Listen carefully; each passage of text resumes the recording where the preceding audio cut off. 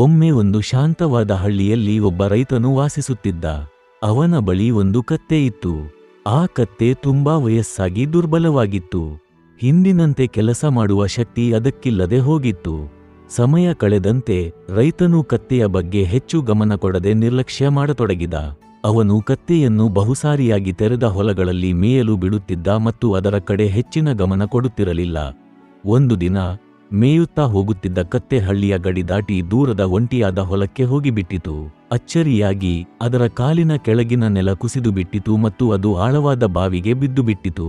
ಆ ಬಾವಿ ತುಂಬಾ ಕಿರಿದಾಗಿದ್ದು ಕತ್ತೆಗೆ ಹೊರಗೆ ಜಿಗಿಯಲು ಯಾವುದೇ ಮಾರ್ಗ ಇರಲಿಲ್ಲ. ಭಯಭೀತಗೊಂಡ ಕತ್ತೆ ಜೋರಾಗಿ ಅಳಲು ಆರಂಭಿಸಿತು. ಆ ಬಾವಿ ಹಳ್ಳಿಯಿಂದ ಬಹಳ ದೂರದಲ್ಲಿತ್ತು. ಜನರು ಅಪರೂಪವಾಗಿ ಬರುವ ಸ್ಥಳವಾಗಿತ್ತು. ಸುಮಾರು 1 ಗಂಟೆಯವರೆಗೆ ಯಾರಿಗೂ ಅದರ ಅಳಲು ಕೇಳಿಸಲಿಲ್ಲ. ಕೊನೆಗೆ ಆ ದಾರಿಯಲ್ಲಿ ಹಾದು ಹೋಗುತ್ತಿದ್ದ ಒಬ್ಬ ವ್ಯಕ್ತಿಗೆ ಕತ್ತೆಯ ಅಳಲು ಕೇಳಿಸಿತು. ಅವನು ನಿಂತು ಬಾವಿಯೊಳಗೆ ನೋಡಿದಾಗ ಕತ್ತೆ ಅದರಲ್ಲಿ ಸಿಕ್ಕಿ ಹಾಕಿಕೊಂಡಿರುವುದನ್ನು ಕಂಡು ಬೆಚ್ಚಿಬಿಟ್ಟನು. ಆ ವ್ಯಕ್ತಿ ರೈತನ ನೆರೆಹೊರೆಯವನಾಗಿದ್ದರಿಂದ ತಕ್ಷಣ ಹಳ್ಳಿಗೆ ಹೋಗಿ ರೈತನಿಗೆ ವಿಷಯ ತಿಳಿಸಿದನು. ರೈತನು ಸುದ್ದಿ ಕೇಳುತ್ತಿದ್ದಂತೆಯೇ ಕೆಲವು ಹಳ್ಳಿಗರೊಂದಿಗೆ ಬಾವಿಯ ಬಳಿಗೆ ಓಡಿಬಂದನು. ಕೆಳಗೆ ನೋಡಿದಾಗ ಭಯ ಮತ್ತು ಕಣ್ಣೀರಿನಿಂದ ತುಂಬಿದ ಕಣ್ಣುಗಳೊಂದಿಗೆ ತನ್ನ ಹಳೆಯ ಕತ್ತೆಯ ಸಹಾಯವಾಗಿ ನಿಂತಿರುವುದನ್ನು ಕಂಡನು.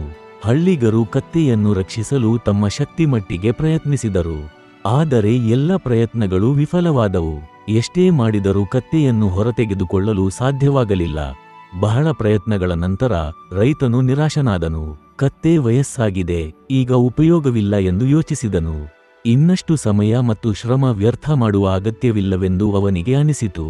ಕೊನೆಗೆ ಒಂದು ಕಠಿಣ ನಿರ್ಧಾರವನ್ನು ತೆಗೆದುಕೊಂಡನು.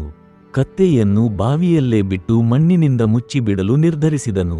ರೈತನು ಹಳ್ಳಿಗರ ಸಹಾಯವನ್ನು ಕೇಳಿದನು. ಅವರು ಒಂದೊಂದಾಗಿ ಗದ್ದಲಿಗಳನ್ನು ತೆಗೆದುಕೊಂಡು ಬಾವಿಯೊಳಗೆ ಮಣ್ಣು ಎಸೆಯಲು ಆರಂಭಿಸಿದರು. ಮೊದಲ ಗದ್ದಲಿ ಮಣ್ಣು ತನ್ನ ಬೆನ್ನಿನ ಮೇಲೆ ಬಿದ್ದಾಗಲೇ ಕತ್ತೆಗೆ ಏನಾಗುತ್ತಿದೆ ಎಂಬುದು ತಿಳಿದುಬಿಟ್ಟಿತು. ತನ್ನ ಮಾಲೀಕನೇ ತನ್ನನ್ನು ಕೈಬಿಟ್ಟಿದ್ದಾನೆ ಎಂಬುದನ್ನು ಅರಿತುಕೊಂಡಿತು. ಅದರ ಹೃದಯ ಭಾರವಾಗಿ ಕುಸಿದಿತು. ಭಯ ಮತ್ತು ದುಃಖದಿಂದ ಕತ್ತೆ ಜೋರಾಗಿ ಅಳಿತುಕೊಂಡಿತು. ಆದರೆ ಮಣ್ಣು ಸುರಿಯುವುದನ್ನು ಅವರು ನಿಲ್ಲಿಸಲಿಲ್ಲ. ಸ್ವಲ್ಪ ಸಮಯದ ನಂತರ ಏನೋ ಬದಲಾವಣೆ ಸಂಭವಿಸಿತು. ಕತ್ತೆ ಅಳುವುದನ್ನು ನಿಲ್ಲಿಸಿತು. ಹಳ್ಳಿಗರು ಇನ್ನೂ ಮಣ್ಣನ್ನು ಸುರಿಸುತ್ತಲೇ ಇದ್ದರು. ಆದರೆ ಬಾವಿಯೊಳಗೆ ಏನಾಗುತ್ತಿದೆ ಎಂಬುದು ಅವರಿಗೆ ತಿಳಿದಿರಲಿಲ್ಲ. ಕತ್ತೆ ಅಳುವುದನ್ನು ನಿಲ್ಲಿಸಿದ್ದನ್ನು ಗಮನಿಸಿದ ರೈತನು ಕುತೂಹಲದಿಂದ ಬಾವಿಯೊಳಗೆ ನೋಡಿದನು.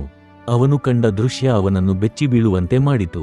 ಪ್ರತಿ ಗದ್ದಲಿ ಮಣ್ಣು ಕತ್ತೆಯ ಬೆನ್ನಿನ ಮೇಲೆ ಬಿದ್ದಾಗ ಅದು ಆ ಮಣ್ಣನ್ನು ಜಜ್ಜಿ ಕೆಳಗೆ ಬೀಳಿಸಿ ಅದರ ಮೇಲೆ ಕಾಲಿಟ್ಟುಕೊಂಡು ಮೇಲಕ್ಕೆ ಏರುತ್ತಿತ್ತು. ಅದೇ ಕ್ರಿಯೆಯನ್ನು ಮತ್ತೆ ಮತ್ತೆ ಮಾಡುತ್ತಿತ್ತು. ನಿಧಾನವಾಗಿ ಬಾವಿ ಮಣ್ಣಿನಿಂದ ತುಂಬತೊಡಗಿತು. ಹಾಗೆಯೇ ಕತ್ತೆ ಹಂತ ಹಂತವಾಗಿ ಮೇಲಕ್ಕೆ ಏರುತ್ತಿತ್ತು. ಅಲ್ಪ ಸಮಯದಲ್ಲೇ ಬಾವಿ ಬಹುತೇಕ ತುಂಬಿತು. ಎಲ್ಲರ ಆಶ್ಚರ್ಯಕ್ಕೆ ಕತ್ತೆ ಬಾವಿಯ ಅಂಚನ್ನು ದಾಟಿ ಹೊರಗೆ ಬಂದಿತು. ಹೊರಗೆ ಬಂದ ತಕ್ಷಣವೇ ಹಿಂದೆ ತಿರುಗಿ ನೋಡದೆ ಕತ್ತೆ ಓಡಿಹೋಯಿತು. ಒಮ್ಮೆ ನಂಬಿದ್ದ ವ್ಯಕ್ತಿಯಿಂದ ಕಲಿತ ನೋವಿನ ಸತ್ಯವನ್ನು ಅದು ಅರ್ಥ ಮಾಡಿಕೊಂಡಿತ್ತು. ಸ್ನೇಹಿತರೆ, ಈ ಕಥೆ ನಮ್ಮ ಜೀವನದ ಕಷ್ಟಗಳನ್ನು ನಾವು ಹೇಗೆ ಎದುರಿಸುತ್ತೇವೆ ಎಂಬುದರ ಬಗ್ಗೆ ಶಕ್ತಿಶಾಲಿ ಪಾಠವನ್ನು ನೀಡುತ್ತದೆ. ಕತ್ತೆಯಂತೆಯೇ ನಮ್ಮ ಜೀವನದಲ್ಲಿಯೂ ಕೆಲ ಸಂದರ್ಭಗಳಲ್ಲಿ ಸಮಸ್ಯೆಗಳು ತುಂಬಾ ದೊಡ್ಡದಾಗಿ ಕಾಣುತ್ತವೆ. ಹೊರಬರುವ ದಾರಿ ಇಲ್ಲವೆನಿಸುತ್ತದೆ. ನಾವು ಸಹಾಯ ನಿರೀಕ್ಷಿಸುವವರೇ ಕೆಲವೊಮ್ಮೆ ನಮ್ಮನ್ನು ನಿರಾಶೆಗೊಳಿಸಬಹುದು. ಪರಿಸ್ಥಿತಿಗಳು ಅನ್ಯಾಯವಾಗಿಯೂ ಕ್ರೂರವಾಗಿಯೂ ಅನಿಸಬಹುದು. ಅಂತಹ ಸಂದರ್ಭಗಳಲ್ಲಿ ಕೈಬಿಡುವುದು, ನಿರಾಶರಾಗುವುದು ಸುಲಭ. ಆದರೆ ಕತ್ತೆಯ ನಡೆ ನಮಗೆ ಒಂದು ಮಹತ್ವದ ಸಂದೇಶವನ್ನು ನೀಡುತ್ತದೆ.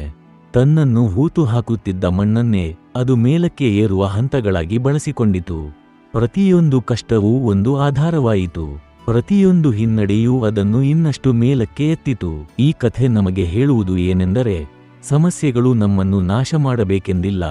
ನಾವು ಬುದ್ಧಿವಂತಿಕೆಯಿಂದ ಪ್ರತಿಕ್ರಿಯಿಸಿದರೆ ಅವು ನಮ್ಮನ್ನು ಬಲಿಷ್ಠರನ್ನಾಗಿಸಬಹುದು. ಈ ಕಥೆ ಸ್ವಾವಲಂಬನೆಯ ಮಹತ್ವವನ್ನು ತೋರಿಸುತ್ತದೆ. ಇತರರ ಸಹಾಯ ಮುಖ್ಯವಾದರೂ ನಮ್ಮ ನಿಜವಾದ ಶಕ್ತಿ ನಮ್ಮೊಳಗೆ ಇದೆ. ಸಹಾನುಭೂತಿ ಅಥವಾ ಮೆಚ್ಚುಗೆಯನ್ನು ಕಾಯುತ್ತಾ ಕುಳಿತರೆ ನಾವು ಅಲ್ಲಿ ಸಿಕ್ಕಿ ಹಾಕಿಕೊಂಡೇ ಇರುತ್ತೇವೆ.